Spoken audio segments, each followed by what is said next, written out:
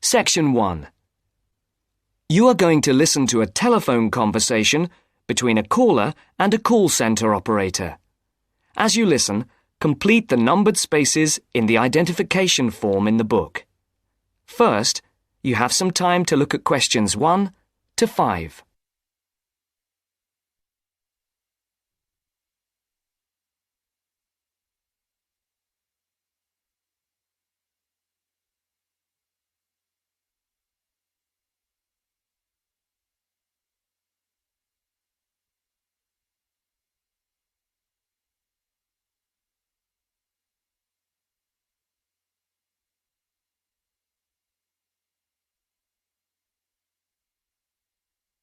You will see that there is an example which has been done for you. On this occasion only, the conversation relating to this will be played first. Platinum Card Service, Rebecca speaking. How may I help you? I've got a few problems with my credit card account. Okay. What is your credit card number? Let's see. It's here somewhere. Here it is. The identification and security check is for a Platinum Card Service, so card has been written down in the space. Now the test will begin. You should answer the questions as you listen, because you will not hear the recording a second time. Listen carefully and answer questions 1 to 5. Platinum Card Service, Rebecca speaking. How may I help you? I've got a few problems with my credit card account. Okay. What is your credit card number? Let's see. It's here somewhere. Here it is. Can I just take the card number, please? Yes, it's 6992 6992 3443 3443 1147 1147 8921. 8921. Right. Can I just check that?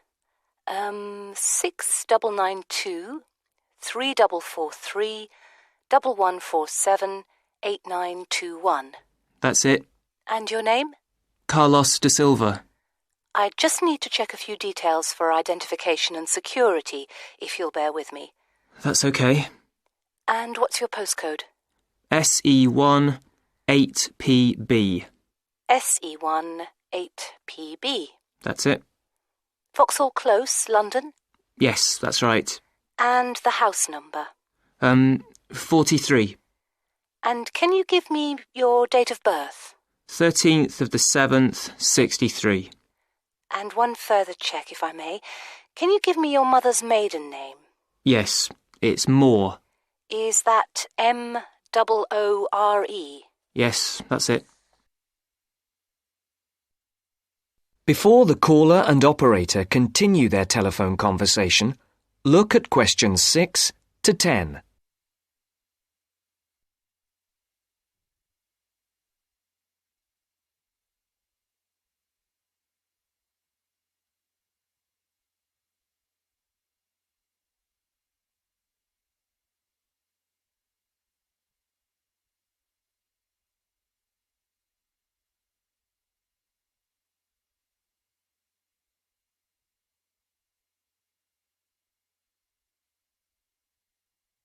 Now listen to the next part of the conversation and answer questions 6 to 10. For these questions, there are 3 alternatives: A, B, and C. Decide which alternative is the most suitable answer and circle the correct letter. Yes. Now, can we get on with this? Yes, sir, certainly. I'm sure you'll appreciate that all these checks are necessary for security reasons. So, what exactly is the problem? Problems? Okay. Well, first, your computer seems to have gone mad. I sent you £500 and on the statement for the account it shows that I only paid £300. Yes. The account does only show £300 was paid. Well, I paid the £500 in at the bank and I have my receipt, and my bank statement shows that £500 has been taken from my account. Oh, I see. What I'll do is check with the bank and see what they say. OK. You said there was something else? Yes, as if that wasn't enough. My account shows that £107.27 was paid to a company called Pan Express. I don't know who this is. Let's have a look. Well, it is genuine. I can assure you it's not mine. It was made on the evening of the 12th of May. Maybe it's a restaurant bill you forgot about? There's no way that... Oh, wait, hold on. Yes. Oh, it's OK. I've just realised what it is. It is a restaurant bill. The name of the company is different from the name of the restaurant. My mistake. I'm sorry. That's OK. Was there anything else? I don't know if I dare. What is it, anyway? Well, it's, the amount of interest seems to have gone up. If you look at your statement for April, you'll see that the rate went down from 16.27% to 14.99% that month. Oh, yes, you're right. Was that everything? Yes, basically, it is. OK. And can you check my payment? Oh, yes, I'll do it. Can I phone you back? I'll be at home for the next 2 hours. I have to leave at 11. Right. What's your number? 020 7989 7182. Hold on. 020 7979? No, it's 7989 and then 7182. So it's 020 7989 7182. Yes, that's it. OK, I'll phone you straight back. Thanks. Bye. Section 2. You are going to hear a radio interview about giving up smoking. First, look at questions 11 to 13.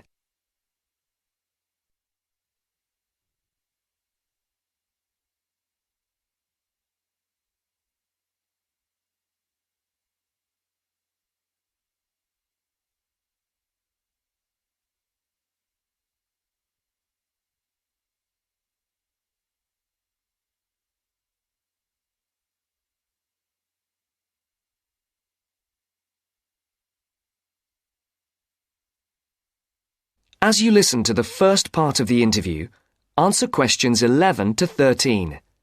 For these questions, there are 4 alternatives: A, B, C, and D. Decide which alternative is the most suitable answer and circle the correct letter. And now, let's hear what Mr. Gold has to say about kicking the habit of smoking. It was connected with wanting to change your life and your desire to become an actor. Is that right, Mr. Gold? Yes.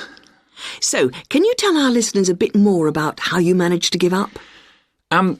Well, I enrolled on a variety of evening courses where I found I wasn't able to do the warm-up sessions. Bending down to touch my toes made me breathless. Even though I hated to admit it, the problem wasn't so much my sitting around all the time, but my 15 to 20 a day smoking habit. If I'd been able to limit myself to 3 or 4 cigarettes a day, there'd have been no problem, but I was seriously addicted. And I'm talking about waking up at 3 a.m. dying for a cigarette, or, in the days before 24-hour shopping, driving across London at night to buy a packet of cigarettes when I ran out. But above all, my addiction meant making sure I never ran out, at the expense of everything else, including necessities. So, what did you do? The thought of all my past attempts to give up just wouldn't go away. This was something that had constantly been on my mind, especially first thing in the morning with the chest pains, coughing fits and headaches, not to mention the frequent colds and throat infections. But I couldn't imagine life without smoking. I also enjoyed my life, but the thing I longed for most was to escape the trap of a job I was bored with. I knew what I wanted, and I understood something else too. This time, I was going to keep my little plan a secret. Now look at questions 14 to 20.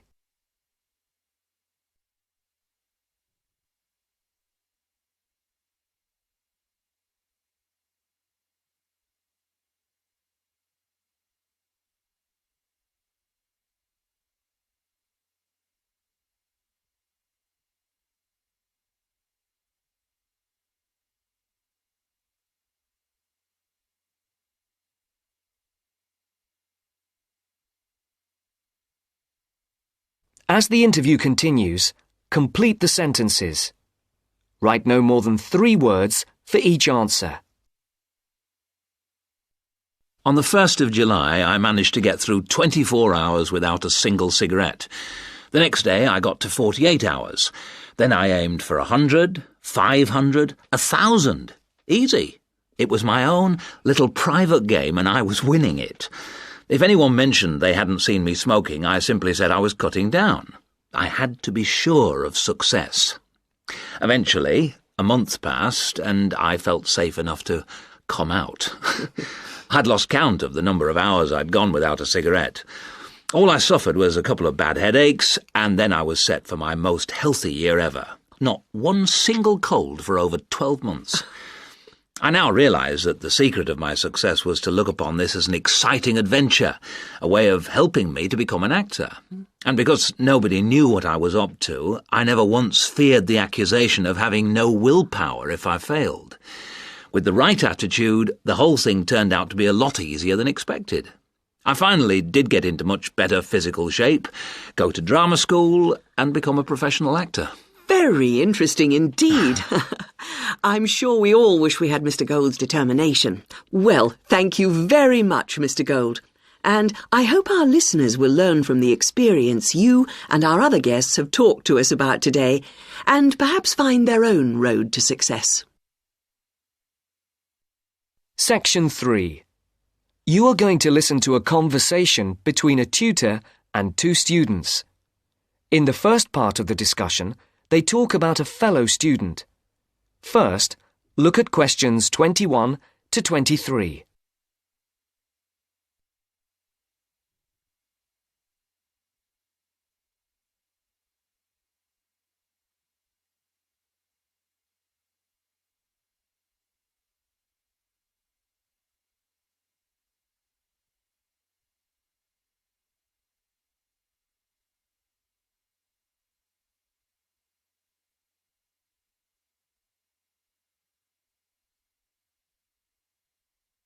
As you listen, answer the questions.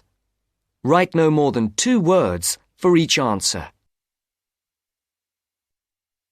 Francis and Steve, hi. Now, before we start the tutorial, am I right in thinking that you haven't heard about Lorraine? No. What about her? She's already left. What? Well, she hasn't told anyone. You sound surprised. Weren't you half expecting it? Yes, but she could at least have told us, though. We've been on the course together for the past 3 years, and it would have been nice to know. She always was the sort to keep herself to herself. Yes, I know what you mean. Did she give any reason? Well, she got that job. What? Yes, and she's been given permission to leave, as there's only a week to go before the end of the course. But she'll be back for the exam week. Oh, well, we'll just have to catch her on the mobile after the class. She's gone back to Wales first. Oh, dear. We'll get hold of her on the mobile. She did say that it might not be possible to contact her for a couple of weeks. Oh, OK. If that is what she wants. Before the conversation continues, look at questions 24 to 30.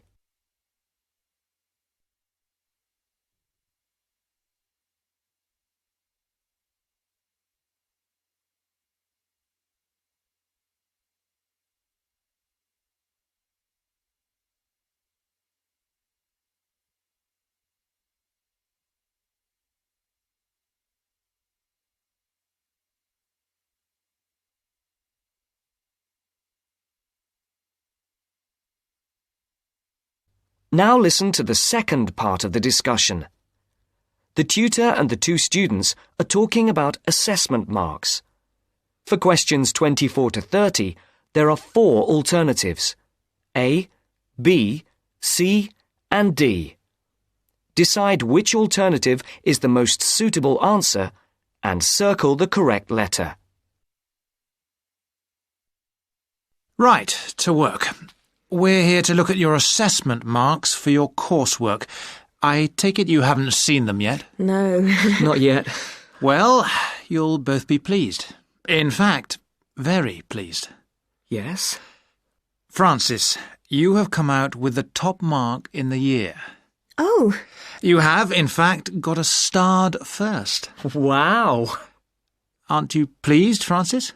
yes, I'm just speechless. And, what about me? Well, Steve, you got a first as well. I don't believe it. You might have done even better, but there were a few faults with the 5,000-word project you did on traffic management. And what about the book review we had to do? Yours was, I can safely say, the best we have ever had. You're kidding. I'm not. In fact, you have won the departmental prize for the piece. It's a pity, really, that your project wasn't of the same calibre. It's still not bad at all, though, is it? It certainly isn't. What do you think were the faults with your project? I just wasn't very happy with the conclusion, and I got myself in a bit of a twist with the argument about road pricing. By and large, your overall conclusions were okay, and I would say that your thoughts on road pricing were quite original. The problem was more with the actual end. It was a bit disappointing. You started off well, but then it ended rather suddenly, as if you got fed up with it. Yes, I did kind of stop fairly abruptly.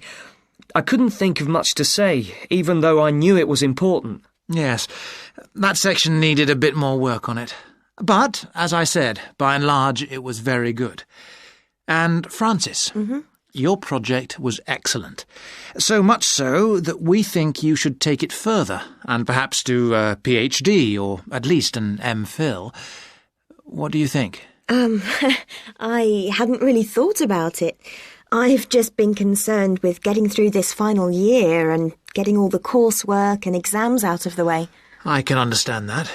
But I do think that you ought to consider it seriously. If you perform as well in your exams as in your project work, you're on course for a first. Do you think that I'd get funding for it?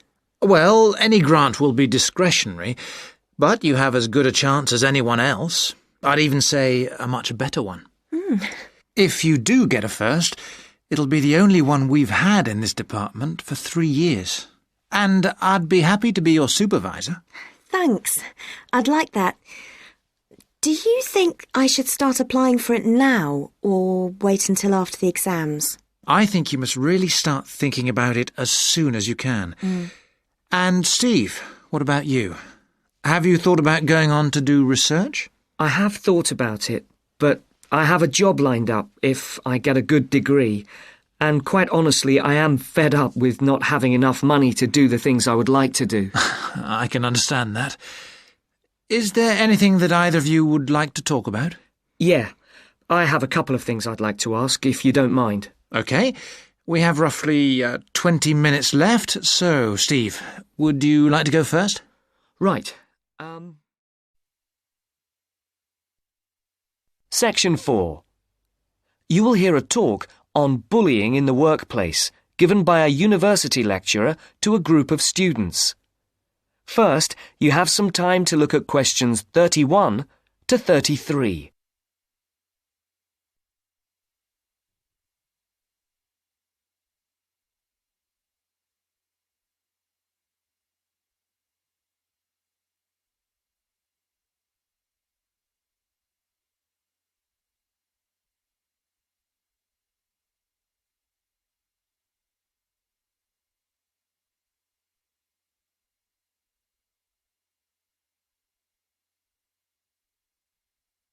Now listen carefully and answer questions 31 to 33.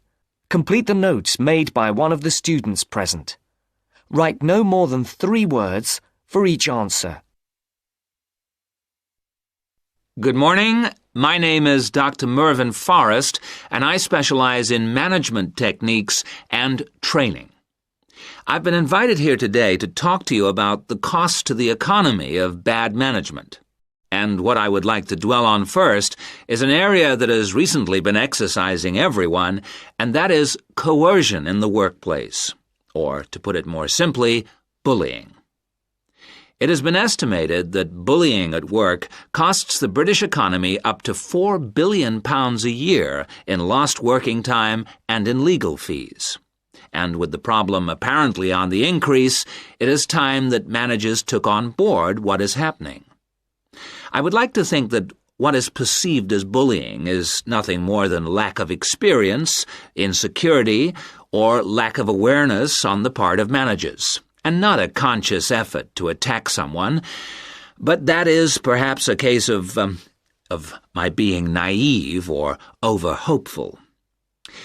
Before we break up into groups to look at the first task on the handout you've got, I'd like to give you a start with some of the main bullying methods that have been identified so far.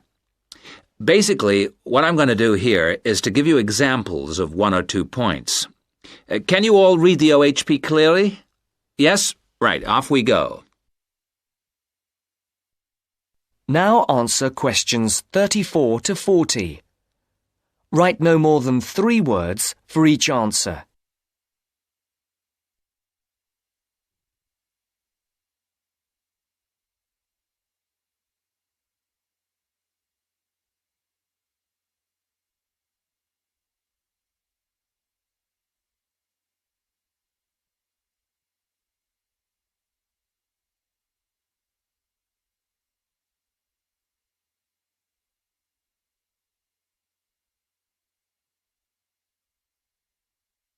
As you listen to the talk, complete the notes made by one of the students present. The first item on the list is giving people tasks which managers themselves cannot do and which are therefore impossible to achieve. This is, in fact, a very common strategy used by managers to manage their subordinates. It gives certain people a false sense of security as they watch others failing while they try to achieve the goals set. Another simple bullying technique is constantly moving the goalposts, especially when one's employees are in the middle of a task. This is not bad management, it is just plain stupid. All targets and goals set should be easily achieved within a realistic timescale.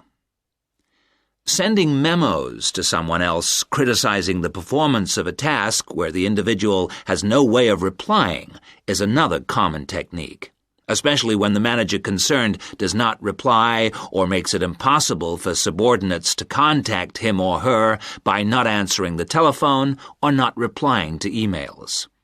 This is not the style of a sound manager, but rather the antics of someone with emotional problems.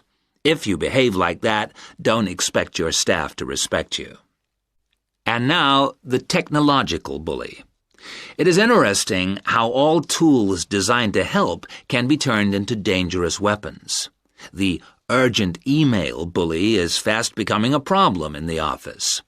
Employees turn on their computers to be faced with a string of badly worded emails, making instant and often unrealistic demands, which reveal the hysteria mode of management.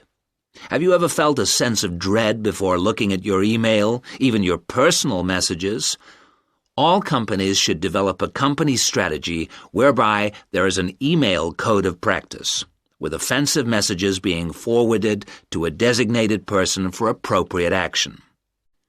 I would now like you to break up into groups and brainstorm other bullying techniques which you think you may have experienced, and perhaps, if you're honest, which you have been party to. I can think of at least 9 more bullying strategies. I would also like you to consider ways in which you think that each of the techniques on your list can be countered. Is everyone clear as to what the task is? Yes? Okay. You've got 20 minutes to do this. That's the end of section 4. You now have half a minute to check your answers.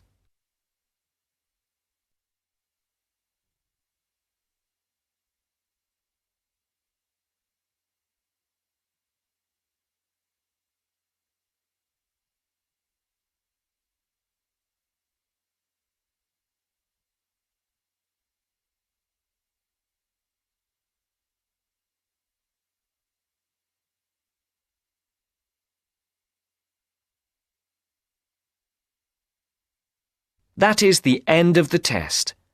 You now have 10 minutes to transfer your answers to your Ielts listening answer sheet.